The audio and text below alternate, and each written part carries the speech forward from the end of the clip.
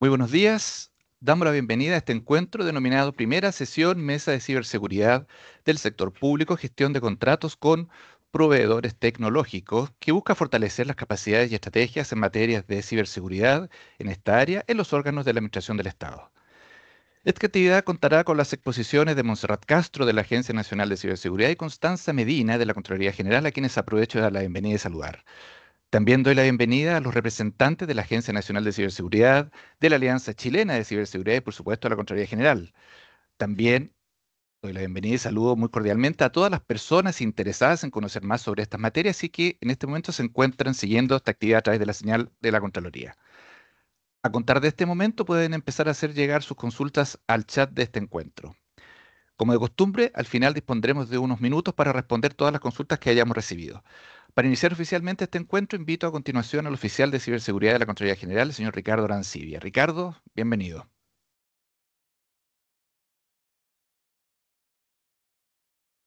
¿Estás muteado, Ricardo?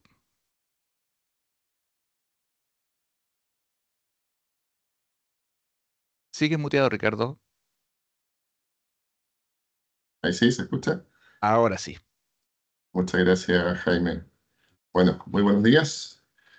Reciban un cordial saludo en esta primera sesión de la Mesa de Ciberseguridad del Sector Público, una iniciativa conjunta de la Contraloría General de la República, la Agencia Nacional de Ciberseguridad ANSI y la Alianza Chilena de Ciberseguridad.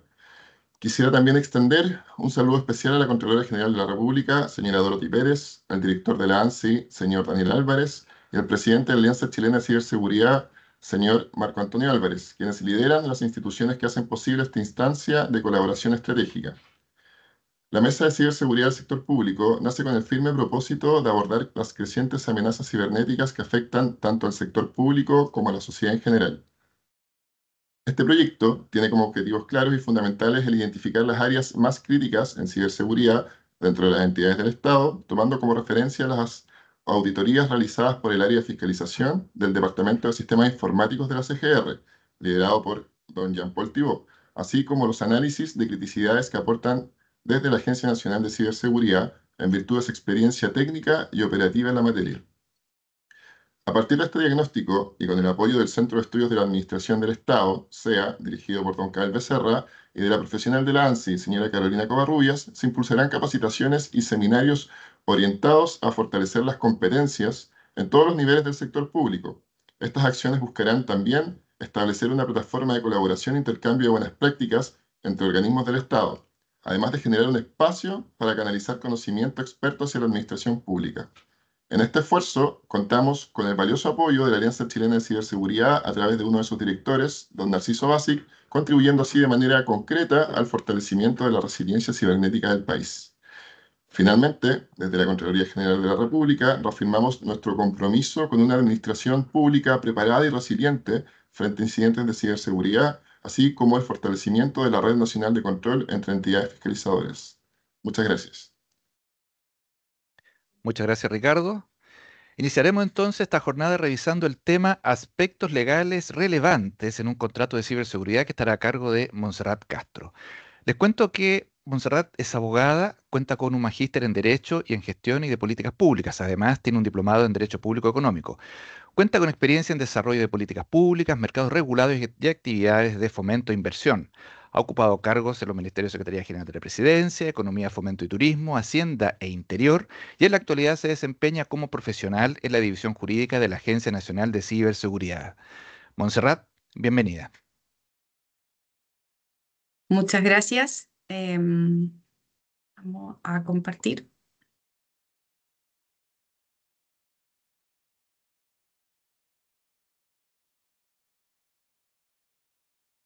Ya. Muchas gracias por la presentación. Yo soy abogada de la Agencia Nacional de Ciberseguridad. Si bien el objetivo de esta charla son los contratos de prestación de servicios digitales, me voy a permitir hacer una pequeña introducción respecto a la Ley Marco de Ciberseguridad, un poco para encauzar el final de la conversación respecto a los contratos de servicios digitales. La ley 21.663 introdujo un nuevo marco regulatorio, tanto en las instituciones públicas como privadas, enfocado principalmente en garantizar la seguridad de la información de las instituciones de nuestro país, con objetivos de seguridad pública y seguridad privada. Entonces, nosotros tenemos que entender que la ley marco lo que hace es establecer una nueva gobernanza tanto en el sector público como en el sector privado, invitando a los privados y también a las instituciones públicas a coordinarnos a través de este ente central o cabeza de la ciberseguridad nacional, que es la Agencia Nacional de Ciberseguridad. Y dentro del marco regulatorio de la ley 21.663, el corazón son los servicios esenciales. En esta lámina yo me enfoqué principalmente en los órganos públicos y ustedes pueden revisar con mayor detalle para efectos de determinar quiénes son los órganos de la administración del Estado. La ley es bastante laxa en su interpretación y acá incluye los ministerios, las delegaciones, las municipalidades, las Fuerzas Armadas, las fuerzas de orden y seguridad pública, las empresas públicas creadas por ley, que no se refiere solamente a organismos de la administración central, sino que tiene una amplitud mayor. ¿Y por qué es esto? Porque en verdad entendemos que el engranaje de la ciberseguridad nos afecta a todos. Por lo tanto, es lógico que ingresen la mayor cantidad posible de organismos públicos. Los únicos organismos que no están regulados propiamente tal por la ley son los organismos autónomos constitucionales, pero sin perjuicio de eso, la ley entregó, o más bien invitó a los organismos constitucionales a establecer convenios de colaboración y nosotros esperamos en el futuro que los órganos autónomos constitucionales también reporten. No se sujetan a las normas de ciberseguridad de la agencia, pero sí colaboren frente a un incidente de ciberseguridad que los pudiera afectar. ¿Y cuál es la obligación principal que tienen los servicios esenciales en este momento? El deber de reportar. ¿Y qué es lo que debemos reportar? Debemos reportar aquellos incidentes de ciberseguridad que tienen efectos significativos. Y acá hay una diferencia respecto de cualquier interrupción que se produzca en el servicio, por ejemplo, eventos ocasionados por la naturaleza, eventos ocasionados qué sé yo, en alguna región un choque, una caída de alguna red. Eso no es propiamente un evento de ciberseguridad, sin perjuicio de que tiene la capacidad de interrumpir el correcto funcionamiento de la red. Entonces, ¿qué es lo que consideramos? Interrumpir la continuidad de un servicio esencial, afectar la integridad física o salud de las personas, afectar la integridad o confidencialidad de los activos informáticos o la disponibilidad de alguna red o sistema informático, utilizar o ingresar sin autorización a redes o sistemas informáticos, afectar sistemas informáticos que contengan datos personales. ¿Y cuáles son los tiempos para reportar? Como ustedes saben, los tiempos que estableció la ley son súper perentorios. El plazo máximo para reportar son 3 horas. Y acá a lo que nosotros nos importa transmitirle a los servicios es que nosotros entendemos la diversidad institucional que existe. Por lo tanto, sabemos que no todos los servicios tienen la misma madurez y la misma capacidad tecnológica para enfrentar un incidente de ciberseguridad. Pero nosotros esperamos que nos informen qué es lo que está pasando. Y si ustedes ingresan a la plataforma, que espero que las 695 personas que están conectadas a esta charla puedan ingresar a la plataforma, puedan ingresar a la página de la ANSI, conocer el funcionamiento. En esta primera etapa, la plataforma se complementa con la taxonomía que también está publicada en la página de la agencia, y la taxonomía es una especie de triage, al igual que cómo funciona un triage médico, en el cual quien está a cargo de la ciberseguridad en la institución nos puede indicar qué está pasando. Entonces, básicamente lo que nos va a decir es, no tengo disponibilidad en la red, ingreso y mi base está adulterada, etcétera, etcétera. Y ahí nosotros vamos a poder ayudarle y la respuesta va a ser muy cotidiana. ¿Qué es lo que está pasando? ¿Qué es lo que tiene la capacidad? ¿Requiere nuestra ayuda? ¿Lo puede resolver solo? Y para eso tenemos un segundo informe que se entrega en 72 horas y un tercer informe que se entrega en 15 días corridos. La verdad que estos informes son los que están establecidos en la ley. pero en la práctica lo que ocurre es que una vez que se produce un incidente de ciberseguridad, el equipo CECIR, que es el Equipo Nacional de Respuesta a Incidentes de la ANSI, empieza a tomar un contacto permanente con los servicios y hay una coordinación y una comunicación directa con ellos. Em, y ahora espero en esta rápida introducción haberles contado como por qué estamos acá, por qué estamos hablando de esto. Estamos hablando de esto porque se dictó la ley, pero también porque la ley se dictó en un momento en el que muchos de ustedes, y me imagino que hay muchos encargados de ciberseguridad en esta charla, ya estaban trabajando en esto. Un poco la ley vino a dar respuesta a un quehacer que ustedes ya tenían hace varios años y que lo que ha pasado es que en el último periodo se ha intensificado la ocurrencia de incidentes de ciberseguridad, la dificultad en la resolución de los incidentes de ciberseguridad y también la criticidad del daño que pudiese ocasionar el incidente de ciberseguridad. Entonces, ¿cuáles son las obligaciones que tienen los órganos de la Administración del Estado en este momento? Lo que yo estoy reproduciendo acá es la Instrucción General número 1, y acá los servicios tienen la obligación de inscribirse en la plataforma dispuesta por la ANSI. Acá tienen que informar una casilla electrónica institucional, la cual se considera el canal oficial de comunicación con la agencia, nombrar un encargado de ciberseguridad. Y acá me gustaría puntualizar en el sustantivo que nosotros utilizamos. Es un encargado de ciberseguridad, que es una calificación distinta al delegado de ciberseguridad o al CISO.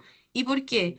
Porque si ustedes revisan la ley 21663, la obligación de tener un delegado de ciberseguridad es una obligación que está entregada a los a operadores de importancia vital, no a los servicios esenciales, que es una pregunta que a nosotros nos llega mucho a la ANSI desde municipalidades, desde servicios públicos.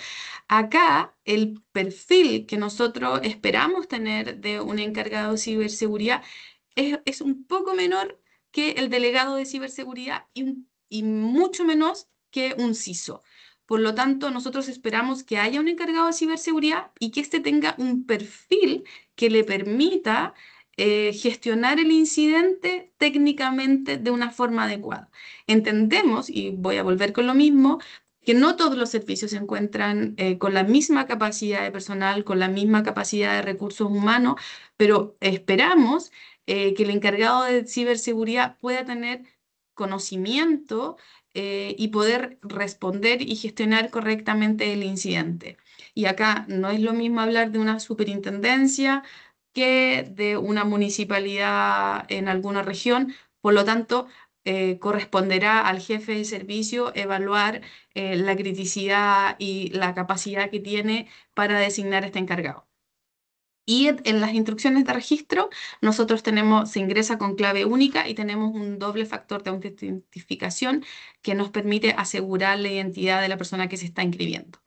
Y acreditar el nombramiento, y esto lo hemos hecho básicamente con una resolución de nombramiento, y en el caso del jefe de servicio, algunos nos han mandado el decreto de nombramiento, pero entendemos, al ser información pública, en el caso de los servicios públicos, si no viene, nosotros lo buscamos y se entiende acreditado. Ahora, ¿qué es lo que la ley nos dice respecto a las obligaciones de los organismos de la Administración del Estado? Que los jefes de servicio deben exigir a los proveedores de servicios de tecnología de la información que compartan la información sobre vulnerabilidades e incidentes que puedan afectar las redes o sistemas informáticos de los órganos del Estado. También la ley establece la prohibición de cláusulas que restrinjan esta comunicación.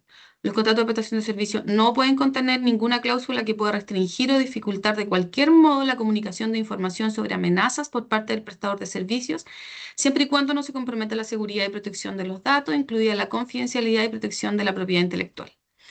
Y, asimismo, Esta no es una obligación que está establecida en la ley, pero luego de que ya entró en operaciones la ley y desde que la obligación de reporte está vigente desde el 1 de enero y estará vigente la calificación de operador de importancia vital, también es una obligación que el proveedor se encuentre inscrito como servicio esencial en la plataforma de la agencia.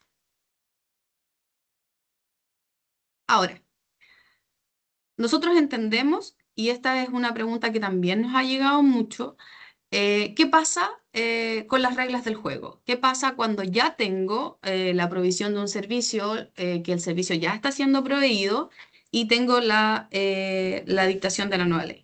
Nos han llegado preguntas del tipo, bueno, el proveedor nos dice que él no está obligado a entregarnos esta comunicación, que eso supondría una obligación nueva y que por lo tanto tiene que ajustar el precio o pedirme un anexo. Bueno, acá la regla es la regla general.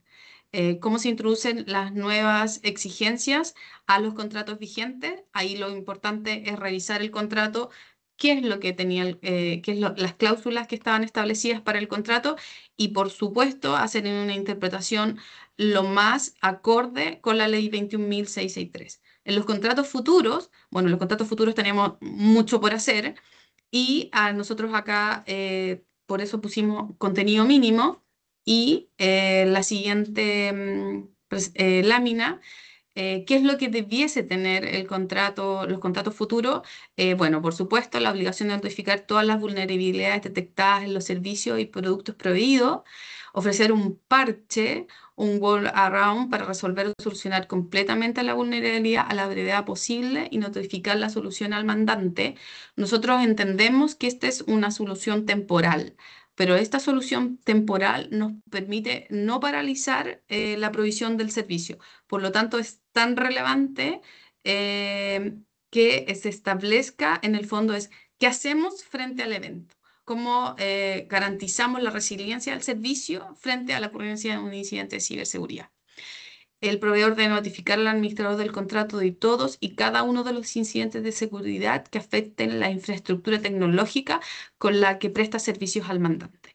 Esto nosotros lo estamos señalando como el contenido mínimo de lo que debiese tener, sin perjuicio de que dependiendo del servicio que se va a proveer, de la naturaleza de lo que estemos hablando, si estamos hablando de seguridad perimetral, si estamos hablando de cloud, requeriramos cláusulas especiales para determinado servicio.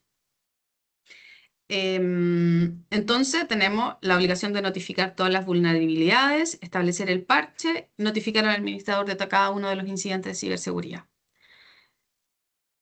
Y por último, esto es un anticipo de algo se va a lanzar prontamente y en lo que la agencia está trabajando, que se llaman las medidas esenciales de ciberseguridad. Y básicamente es como qué es lo que yo debiese tener como servicio público mínimo para efectos de garantizar la seguridad de la información de mi servicio. Y acá tenemos actualizaciones periódicas de dispositivos, capacitaciones contra phishing.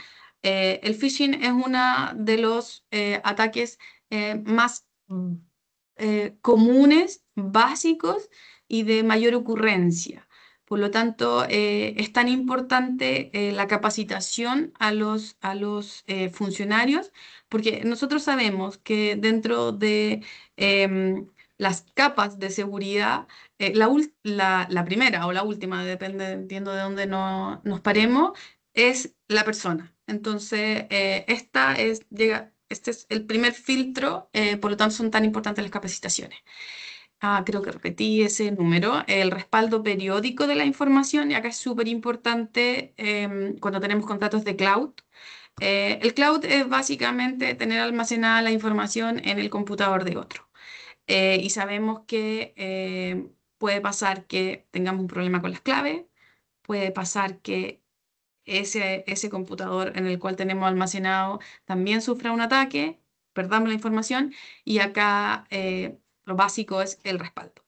la segmentación de las redes, dependiendo de la criticidad de las unidades o de los equipos que están trabajando, mecanismos de seguridad en los equipos de los usuarios, un sistema anti-malware, que es básicamente como el antivirus, el uso de múltiples factores de autentificación y el uso institucional de gestores de contraseñas.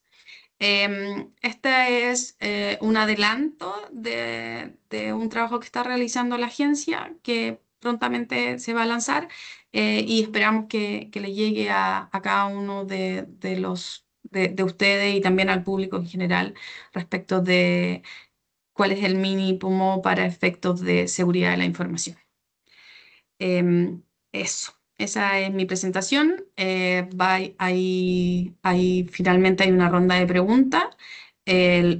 No quiero cerrar sin invitarlos a que por favor entren a la plataforma de la agencia, entren a los links de la agencia. Hay hartas capacitaciones, hay hartos cursos que estamos haciendo y cualquier duda también que puedan escribir a ayuda@ansi.gov.cl. Gracias. Muchas gracias, Montserrat. A continuación, revisaremos el tema análisis de la criticidad contractual en los acuerdos de operaciones tecnológicas de la Administración Pública, que será desarrollado por Constanza Medina. Les cuento que Constanza es abogada de la Universidad de Chile. Cuenta con un diplomado en libre competencia de la Pontificia Universidad Católica de Chile, un diplomado en probidad y transparencia en la Administración del Estado de la Universidad de Finisterre y actualmente se encuentra cursando el magíster en Derecho Público, Transparencia y Regulaciones de esta última casa de estudios. Se desempeña como asesora jurídica en el Departamento de Sistemas Informáticos de la División de Fiscalización de la Contraloría General de la República. Constanza, bienvenida. Muy buen día a todos los asistentes. La exposición versará sobre un análisis sobre la criticidad de ciertos acuerdos, convenios y contratos llevados a cabo por los organismos de la Administración del Estado en cuanto a sus operaciones tecnológicas. Vale hacer mención que esta exposición versa y se fundamenta en un análisis, en una sistematización, en una consolidación de diversas observaciones formuladas a través de informes de auditoría por la Contraloría General de la República en cumplimiento de su función externa, primero a través de la Unidad de Auditoría de Sistemas y luego actualmente por el Departamento de Sistemas Informáticos de la División de Fiscalización. Estas observaciones han sido recopiladas a través de los informes que dan entre los años 2013 y 2024. Son alrededor de 134 informes finales de auditoría, entre auditorías e investigaciones especiales. Son alrededor de 2.492 observaciones. En ese sentido, estas observaciones versan en específico sobre contratos y convenios, tal como fue mencionado, y posteriormente se dará cuenta sobre algunos casos que revisten especial relevancia durante el proceso de auditoría del último año. Son 3 casos, a propósito de informes que se encuentran publicados en el sitio web de nuestra institución. Y por último, se efectuaron una serie de conclusiones y recomendaciones de buenas prácticas institucionales. De manera preliminar, es preciso dar cuenta de qué trata una fiscalización en las operaciones tecnológicas de los organismos de la Administración del Estado.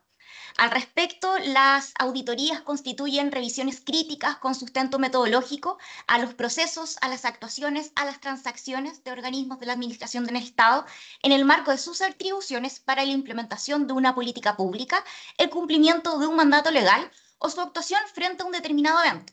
Hay que hacer mención que lo importante aquí es el proceso. Es un proceso que puede estar soportado por una plataforma tecnológica o un sistema de información.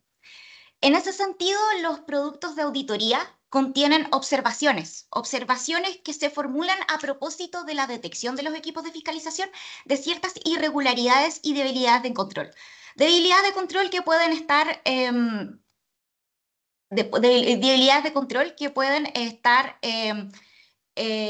materializadas en materias de control interno o en materias de infracciones a las operaciones críticas de los servicios. Ahí sí entiendo si pudiese avanzar la presentación.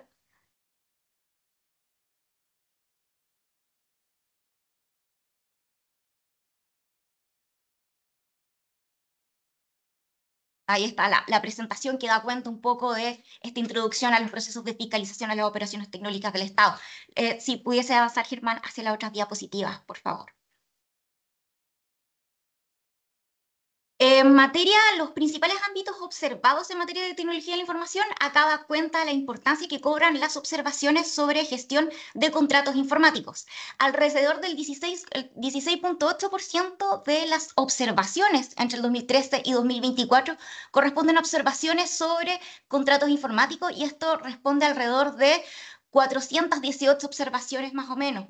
En ese sentido, la gestión de contratos informáticos cobra relevancia porque estas observaciones que fundamentalmente se tratan sobre observaciones de alta complejidad o de alta complejidad porque incurren o se formulan a través de las mismas algunas acciones derivadas como los sumarios, los reiteros, los reparos e inclusive derivaciones al Ministerio Público o Consejo de Defensa del Estado.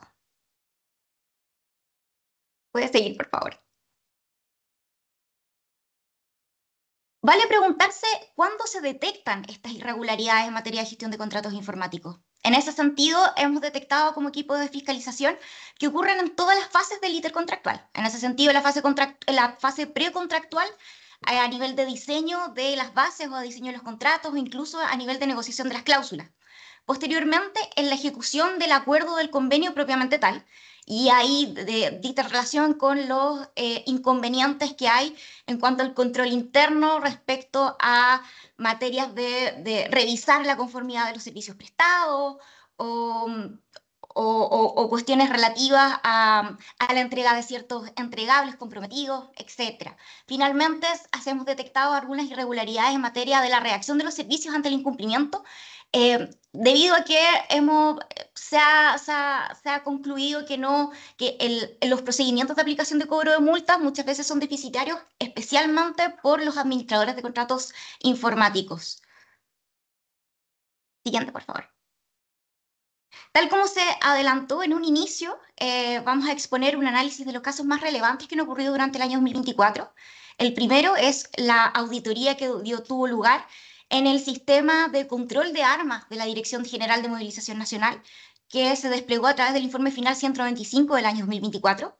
El segundo de los casos a analizar y exponer es la auditoría realizada a los aspectos procedimentales y tecnológicos al sistema de información de FONASA, que desembocó en el informe final 157 del año 2024.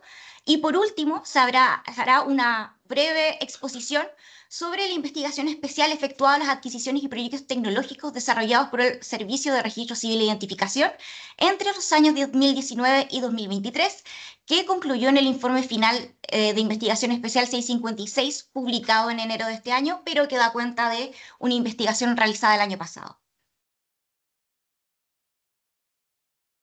Con respecto a la auditoría al sistema de control de armas que lleva a cabo la Dirección General de Movilización Nacional, vale hacer mención que la Dirección General de Movilización Nacional, por ley, como organismo dependiente del Ministerio de Defensa, es la encargada de llevar a cabo el control de las armas y municiones, además de otros elementos similares, adquiridos por particulares. En ese sentido, cuenta con un sistema, con un registro nacional de inscripción de armas, de municiones y de otras actuaciones, y para ello lleva a cabo, lleva y se sustenta en diversos aplicativos. Al respecto, hay observaciones que saltan a la vista y que son relevantes de manifestar en esta etapa. La primera que dice relación con contratos tecnológicos en cuanto a la adquisición de ciertos aplicativos y ciertas mejoras a estos sistemas de información. Por otra parte, algunos problemas detectados en interoperabilidad con terceras fuentes de información para efectos de cumplir sus funciones de verificación y de control a la normativa legal y reglamentaria. Y a propósito de esto, hubo un dictamen emanado a partir de la Dirección Jurídica de la Contraloría General de la República que da luz y sí da cuenta cómo es que los servicios en cumplimiento y en materialización de los principios de cooperación activa y coordinación es que pueden efectuar ciertas transferencias de información con los servicios cuando están especialmente habilitados para ello. En materia de contratos tecnológicos, la revisión, en la auditoría efectuada a la Dirección General de Movilización Nacional, los primeros hallazgos dan cuenta de que existió un desajuste a la normativa de compras públicas, toda vez que se detectó que los tratos directos no se encontraban justificados. Es decir, los actos administrativos no estaban lo suficientemente motivados. Y eso da cuenta ciertamente de una infracción a los principios de juridicidad, eficiencia, eficacia, control y responsabilidad. Asimismo, en materia de tratos directos se detectó que entre los años 2021 y 2023 hubo dos grandes problemas. Por una parte, se adquirieron funcionalidades que no se ajustaban a los requerimientos de las unidades de negocio de la Dirección General de Movilización Nacional. Y en ese sentido se detectó además que se adquirieron funcionalidades que ya habían sido contempladas en periodos de garantía. Por ejemplo, en el año 2023 se efectúa un trato directo por funcionalidades que ya estaban previamente descritas. Tal como se adelantó, a propósito de la observación, de estas observaciones sobre adquisiciones tecnológicas no ajustadas a las necesidades de negocio, se concluyó que en la medida que eran improcedentes, ello daba lugar a una acción de reparo y asimismo a una acción de reparo y a un reproche por la omisión en el cobro de multas por el retraso en la implementación de estos servicios. A propósito de que en el informe de DGMN, observación 8.1, se detectó que habían personas sancionadas, condenadas, que tenían condenas vigentes en el Registro Nacional de Condenas, que administrado y gestionado por el Servicio de Registro Civil e Identificación, que no solamente mantenían sus armas, tenían inscripciones vigentes, no estaban deshabilitados por la propia DGMN para seguir adquiriendo municiones o seguir efectuando actuaciones o trámites respecto a sus armas de fuego. En ese sentido, la DGMN indicó que ellos no tenían las facultades para determinar y solicitarle al registro civil información para determinar si es que una persona estaba habilitada para poder adquirir un arma de fuego o no, en consideración a si tenía una condena vigente en el registro. A propósito de esta solicitud de reevaluación, la Dirección Jurídica, a través de su dictamen, concluyó que en virtud que la Dirección General de Movilización Nacional era un sistema que era una entidad que ejercía facultades de control, y que, por tanto, tenía el deber de resguardar y verificar el efectivo cumplimiento de la legislación legal y reglamentaria sobre control de armas, se encontraba dentro de sus competencias y sus atribuciones, estaba habilitada por la legislación para requerirle directamente al servicio, más allá de que existiese un convenio actualizado o no, la información relativa a las personas para cumplir con sus deberes. No simplemente como para verificar si esas personas al momento de inscribir un arma por primera vez estaban habilitadas, sino que además si esas personas seguían manteniendo los requisitos. Por eso este dictamen nos parece relevante, porque da cuenta de que las entidades deben ser activas en cuanto a sus labores de coordinación con otros servicios. El segundo caso a analizar es la auditoría realizada del sistema de información de FONASA, que se desplegó a través del informe final 157 del año 2024, publicado en noviembre del año recién pasado. Al respecto, los asuntos relevantes dicen relación con convenios, no con contratos, convenios de carácter gratuito suscritos entre la entidad auditada, en este caso FONASA, con operadores y Medimedipaz para la tramitación de las licencias médicas electrónicas a través del sistema de información. Asimismo, el otro aspecto relevante que tiene que ver con contratos tecnológicos dicta relación, alude al reproche que efectuó la Contraloría respecto a la omisión en el cobro de multas por indisponibilidad del servicio ante un incidente de seguridad que produjo la caída de la plataforma por alrededor de una semana en octubre del año 2023. Con respecto al primero de estos temas, los convenios tecnológicos, solamente para efectos de una explicación preliminar, estos convenios son suscritos por FONASA con los operadores y Medimedipaz, para efectos de que estos operadores, al momento de la tramitación de las licencias médicas electrónicas, una vez que son otorgadas por los profesionales de salud habilitados, puedan disponerlas al COMPIN para efectos de que ellos puedan ejercer sus labores de autorización de las licencias médicas, y ellos, por cierto, pueden hacer las cuadraturas correspondientes para disponer al pago. Al respecto, se detectó que los convenios tecnológicos, estos convenios administrativos, estaban desactualizados hace más de un año. Los convenios se firmaron el 2021 y tenían un plazo de 2 años, debían regir hasta el 2023 y, por cierto, en ese momento debían actualizarse y formalizarse según lo rige la normativa atingente al sector público, cuestión que no ocurrió. Y eso obviamente expone a la repartición a una indefensión respecto al cumplimiento de las obligaciones establecidas en los acuerdos. Por otra parte, otro aspecto de sumo interés y de suma relevancia para el equipo fiscalizador fue dar cuenta que existían buenas razones para FONASA para determinar que los convenios eran de carácter gratuito porque no implicaba el pago de un precio y por tanto al considerarse gratuitos no tenían que ajustarse o no tenían que celebrarse previa propuesta pública, sustrayéndose en este sentido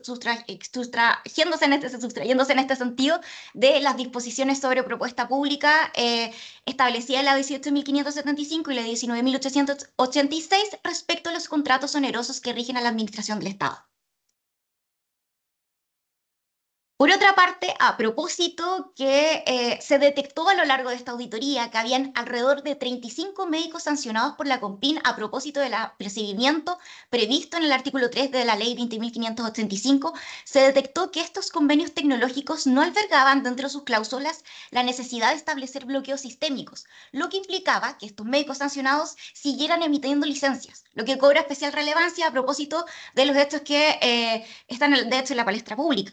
En ese sentido, se detectó que estos convenios suscritos por FONASA, por quien dependía la negociación de estas cláusulas, no contemplaban estos bloqueos sistémicos, a pesar de que era un llamado establecido desde la CONPIN y la Suceso.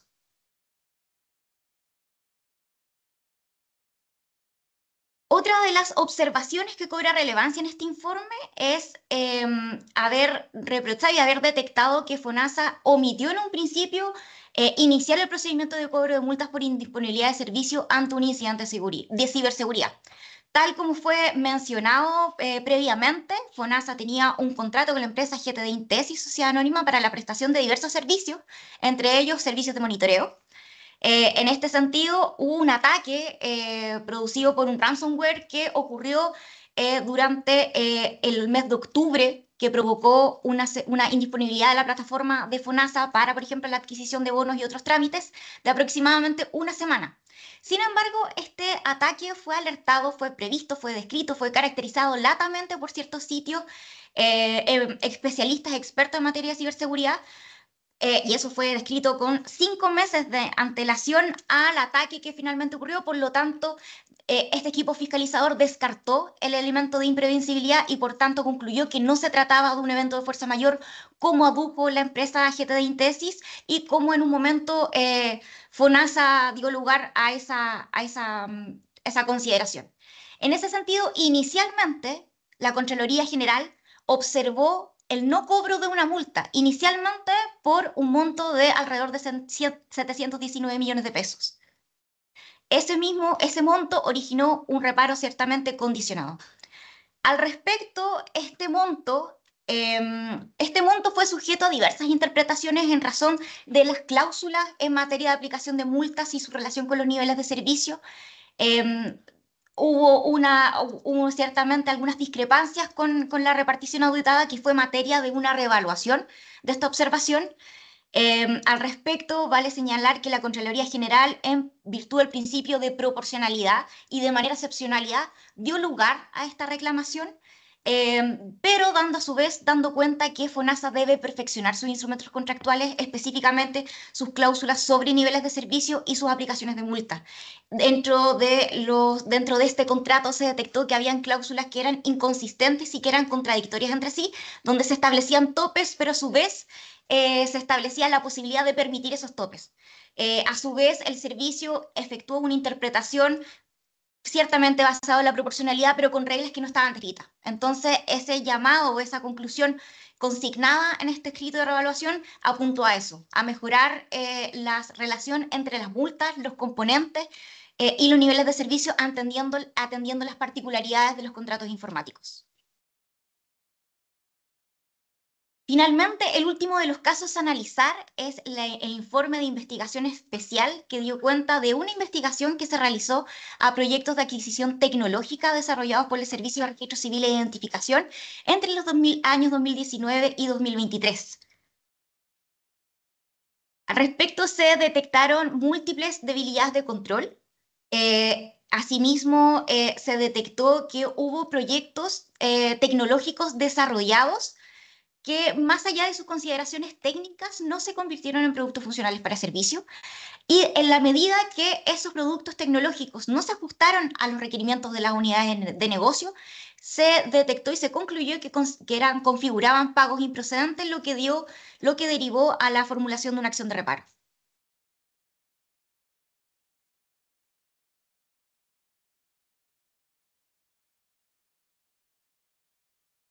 Con respecto a la primera debilidad o al primer hallazgo, lo relativo a la falta de control, que da cuenta de las omisiones negligentes efectuadas por el administrador de contrato, que no ejerció sus facultades de control respecto a la ejecución del acuerdo y no dio cuenta, por ejemplo, del incumplimiento en la entrega de ciertos informes de débito de cumplimiento o informes de consolidado o informes de seguimiento. Por tanto, era imposible o era sumamente dificultoso efectuar un control de las prestaciones conformes.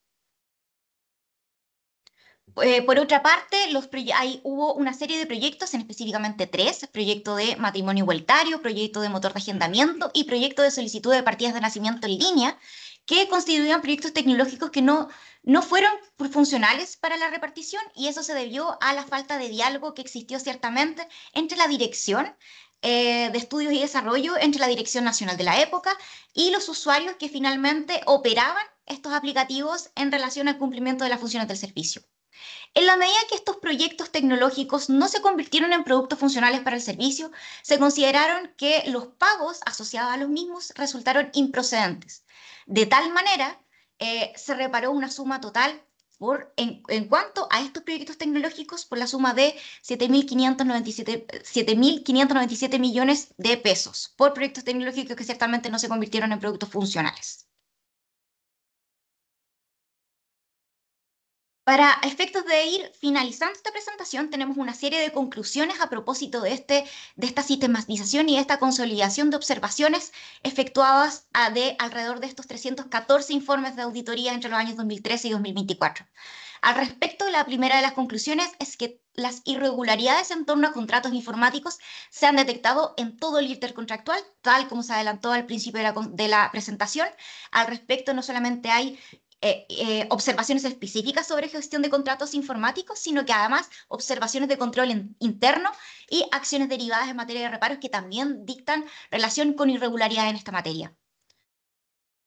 Por otra parte, se han constatado sendas debilidades en la planificación de las adquisiciones que dice relación con una falta de análisis técnico y económico de los equipos, sobre todo los equipos de compra o los equipos de tecnología, en materia de las adquisiciones, que muchas veces terminan por sobreestimar las demandas de las propias entidades, lo que implica costos y mayores retrasos en la implementación de sus iniciativas de digitalización.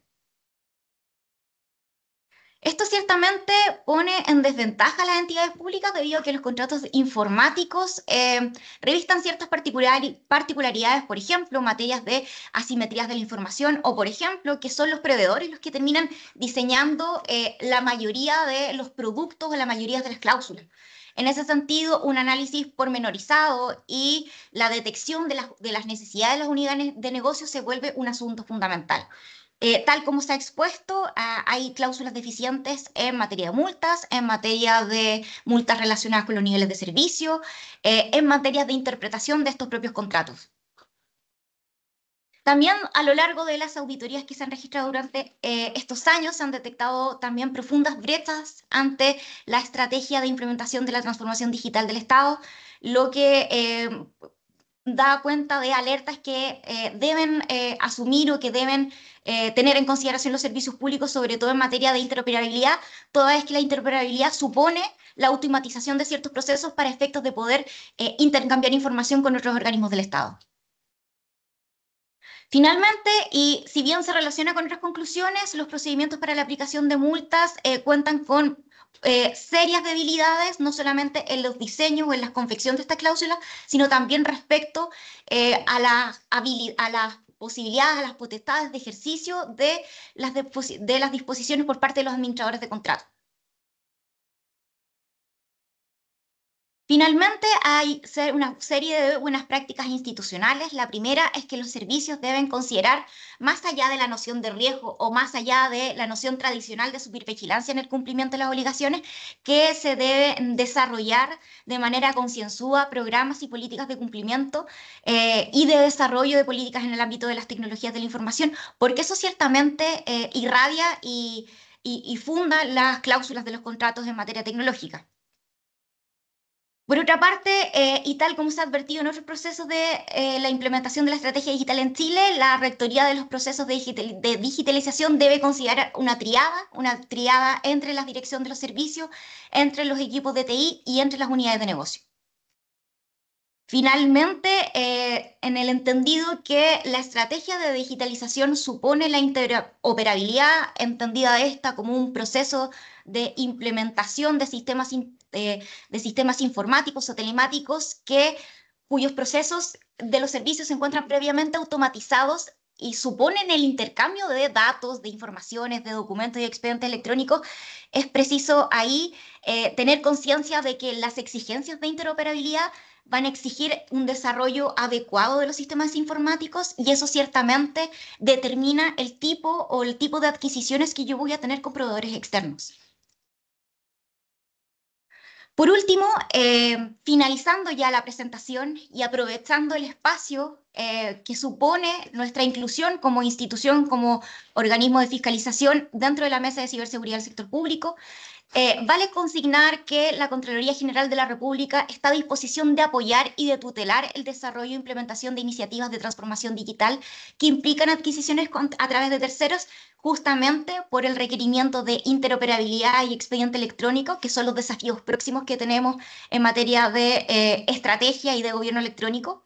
Y en ese sentido y específicamente, la Contraloría puede tener un rol importante, más allá de las facultades o competencias de otros organismos, en intermediar acciones de coordinación y de cooperación entre las entidades del Estado. Muchas gracias. Bien, muchas gracias entonces, Constanza. Vamos a iniciar ahora nuestra ronda de preguntas.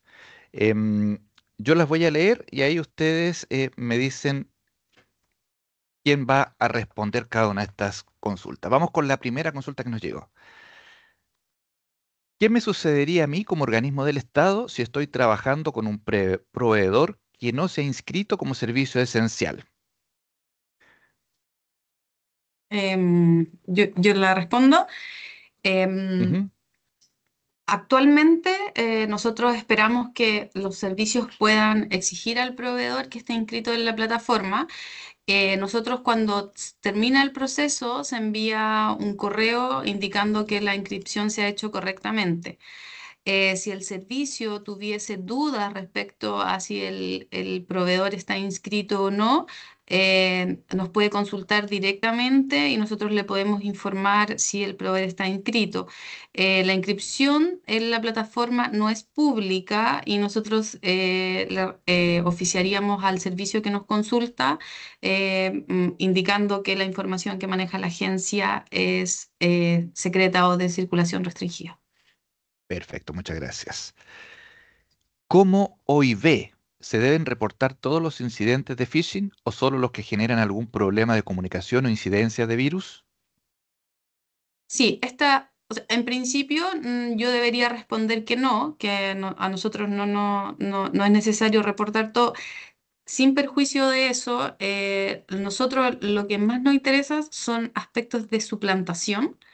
Si ustedes, si los están suplantando como organismos de la Administración del Estado, o también si el correo hace referencia a la suplantación de otro servicio de la Administración del Estado. Eso para nosotros es súper importante. Y segundo, bueno, evidentemente si hubiesen abierto el correo, si hubiesen descargado algún archivo o algo por el estilo. En esta primera etapa de la ANSI, nosotros esperamos que se nos reporte la mayor cantidad de información posible, pero en particular en phishing, suplantación y descarga es lo que más nos importa. Ok. Aquí nos preguntan lo siguiente. ¿Puede un administrador de contrato negociar la aplicación de multas a cambio de otro servicio del proveedor, aunque esto sea en beneficio del servicio? No, esta es una pregunta que no tiene que ver con aspectos propios de ciberseguridad. La respuesta es las reglas del contrato y no. Creo que esa pregunta escapa un poco al objetivo de la charla. Ujú. Para efectos de complementar lo que señaló Montserrat, el estatuto o el marco regulador de las relaciones entre los proveedores del Estado y las entidades públicas licitantes se basa y se sustancia a partir de las normas de derecho público que son indisponibles. En ese sentido, la 19886, a propósito inclusive con todas sus modificaciones y vasta jurisprudencia administrativa en la materia, han señalado que por efectos del principio de interdicción de la arbitrariedad, por el principio de razonabilidad, y por el resguardo del patrimonio público, los administradores de contrato, cuando están en presencia de un hecho que se puede verificar o que puede constituir un ilícito al contrato, debe activar los medios correspondientes para determinar si procede la aplicación de la multa o no. En ese sentido, debe dar pie, debe dar cuenta, debe iniciar el procedimiento de aplicación de cobro de multas y tal como lo precepta o tal como lo regula el contrato, debe ceñirse al procedimiento establecido para efectuar los descargos del proveedor. Pero en principio, ante un hecho que pudiese ser constitutivo de una infracción al contrato y en el entendido que debe haber una consecuencia jurídica para tal, no puede disponer de eso y no puede él decidir por sí solo.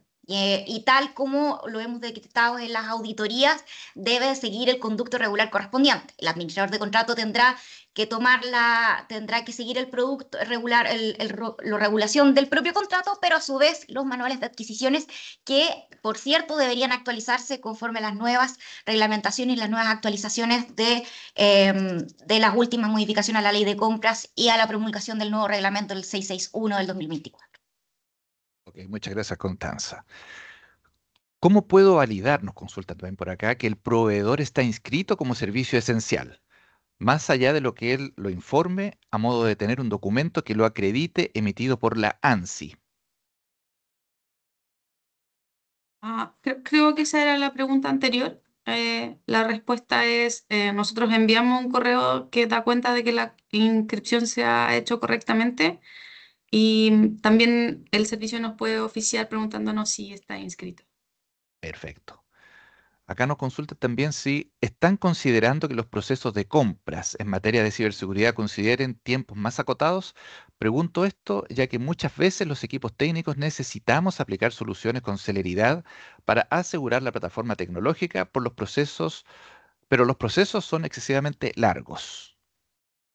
Ya, esta pregunta entendemos que la revisé cuando la hicieron. Creo que esto se refiere precisamente a, frente a un incidente de ciberseguridad, necesitan como un parche, necesitan adquirir algo para la gestión del incidente. Em, Esta es una pregunta difícil como en términos de qué hago frente a un incidente, pero creo que esto se produce porque no se previó o no se tomó las medidas con anterioridad que debiesen haberse tomado. Entonces, la respuesta concreta frente a la pregunta, ¿están pensando en modificar los mecanismos de compra? Evidentemente que no, porque no es nuestro ámbito de competencia, pero sí entiendo a dónde apunta quién la hizo y la respuesta que yo le puedo dar es probable que haya algo que usted no hizo que debió haber hecho y hoy está enfrentado a un incidente de ciberseguridad que requiere un parche. Perfecto. ¿Las universidades estatales se consideran como servicios esenciales? Sí, esa pregunta nos ha llegado harto y la respuesta es sí. Ok. Por acá otra persona nos pregunta si el servicio que se interrumpió se entrega a través de plataformas del Estado, como por ejemplo Simple y o PICE, ¿debemos reportar nosotros o lo debiese hacer la Secretaría de Gobierno Digital, quienes son los responsables de estas plataformas? Esta pregunta, como para efectos de cadena de suministro, en principio, quien debe reportar el incidente es quien lo está sufriendo.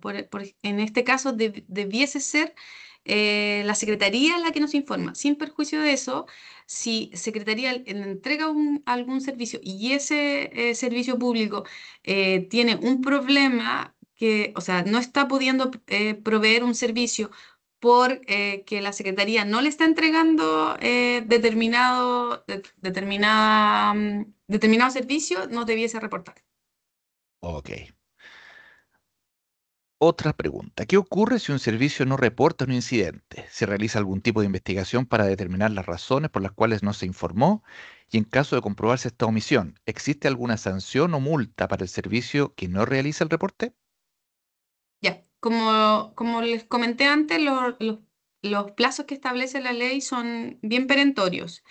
Y acá a nosotros nos importa que nos reporten, además de porque es una obligación legal, porque para la agencia es muy importante conocer el tipo de incidente que ocurrió.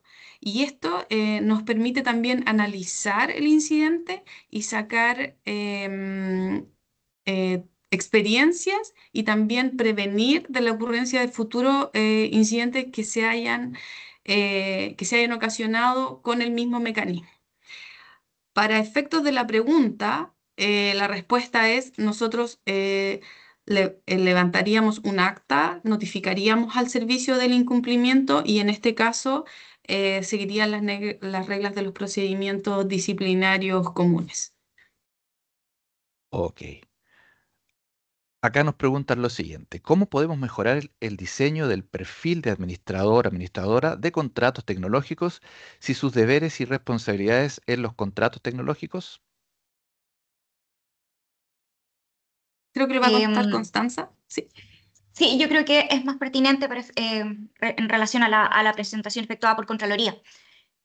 Para efectos de mejorar los perfiles de los administradores de contrato, que ya hemos revisado que tienen obligaciones relevantes y que una omisión o una actuación negligente en los mismos puede dar pie a responsabilidad administrativa, es preciso entender que los administradores de contratos deben tener habilidades técnicas y un conocimiento acabado del sistema legal, no en términos de experto, pero sí en términos de operatividad. Y en ese sentido, vale mencionar que los administradores de contrato no solamente deben tener un conocimiento acabado sobre las materias relativas a la ley de compras públicas y su reglamento complementario, sino que además sobre protección de la vida privada, eh, por cierto, y sus modificaciones pertinentes, como así ciertas materias respecto a materias de cumplimiento contractual. Es preciso ver que los administradores de contratos son los funcionarios destinados a establecer cuándo son los primeros cuando se está cumpliendo una prestación o no.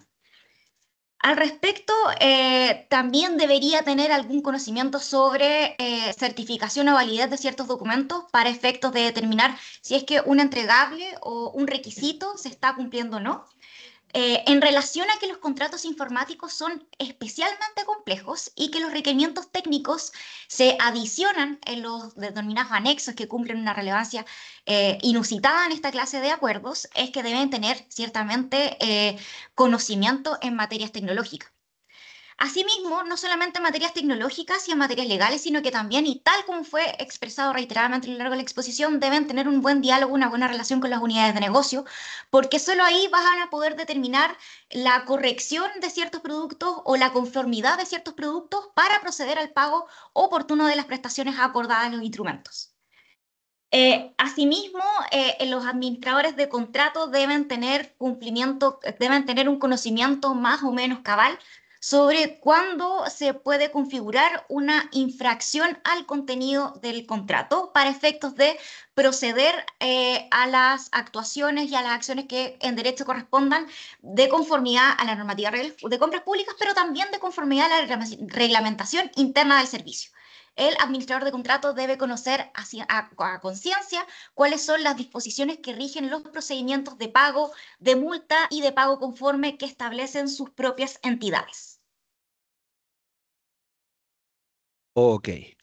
Aquí estoy viendo una última consulta que dice lo siguiente: si tenemos un contrato con un proveedor de un servicio en la nube, sitio web, y como institución le informamos sobre una vulnerabilidad que identificamos, ¿el proveedor está obligado a mitigar esta vulnerabilidad? Ya. esta pregunta tiene varias aristas, pero la principal es respecto de cuál es el contrato de cloud que tenemos contratado. Hay distintas clases de cloud y distintas clases de interferencia que tiene el contratante respecto al cloud. Entonces, en principio, va a depender de qué tipo de contrato tengamos. Y segundo, también de qué vulnerabilidad hayamos detectado. Por ejemplo, si nosotros tenemos almacenamiento de datos personales y estos datos han sido filtrados, claro, evidentemente nos encontramos con la vulnerabilidad ya se produjo y en ese caso hay un incidente de ciberseguridad con el contratante. Y ahí hay una vulneración, o sea, un incumplimiento del contrato mismo. Ahora, si nosotros detectamos pudiese ser que la misma agencia detectara que hay alguna brecha en el proveedor de servicio, bueno, ahí sería, para este caso en particular, como es un servicio digital, es probable que ese operador haya sido calificado como operador de importancia vital y ahí es la agencia la que a través de una instrucción particular le entrega la instrucción respecto del parche. Ok. Acá finalmente parece que ahora sí tenemos la última pregunta que nos acaba de entrar al chat. Dice lo siguiente, para asegurarnos que un proveedor cumpla con normas de seguridad de datos de usuarios, ¿es válido en una licitación solicitar que los proveedores presenten las normas ISO 27001 e ISO y 27002? Eh, Creo que puedo responder esta pregunta en primera instancia. Sí, es válido. La jurisprudencia administrativa de la Contraloría General de la República y asimismo la ley de compra establecen que pueden haber criterios de tipo técnico que se pueden establecer como criterios con respecto a la competencia por la cancha. En ese sentido, sería válido pedir certificaciones en materia de protección a datos de usuarios que cumplan con los requisitos y con las normas establecidas y previstas en estas normas ISO. Y la importancia de eso a nivel técnico es ciertamente la seguridad de la información como prioridad, las recomendaciones de Chile Compra en la materia y también la noción de gestión de riesgo en los contratos. Por otra parte, los contratos en este sentido, tal como se estimó, son por lo menos al nivel de diseño en la prestación, el proveedor es quien la determina completamente y eso bien supone como la necesidad y la obligación de extremar medidas de precaución en materia de seguridad y de confidencialidad de la información. Por tanto, es esperable, es recomendable y es permitido, está habilitado por la legislación para poder efectuar estos requerimientos o estas exigencias en materia de certificación. Perfecto, muchas gracias, Constanza. Bien, de esta forma entonces concluimos la actividad. Agradecemos a nuestras expositoras, Montserrat, Constanza, nuevamente muchas gracias por su participación esta mañana para abordar tan interesantes temas. Agradecer también la asistencia que tuvimos hoy día a todas las personas que se conectaron a través de nuestra señal online, ¿verdad? Y recordarles que todas estas presentaciones con el material que nosotros desarrollamos en esta jornada están disponibles en las plataformas de nuestro Centro de Estudios de la Administración del Estado, disponibles en cacgr.cl. Vamos a dejar anotadito ahí la dirección en el chat para que tengan ahí el dato a la mano. Por mi parte me despido, hasta una nueva oportunidad. Muy buenos días. Muchas gracias. Muchas gracias.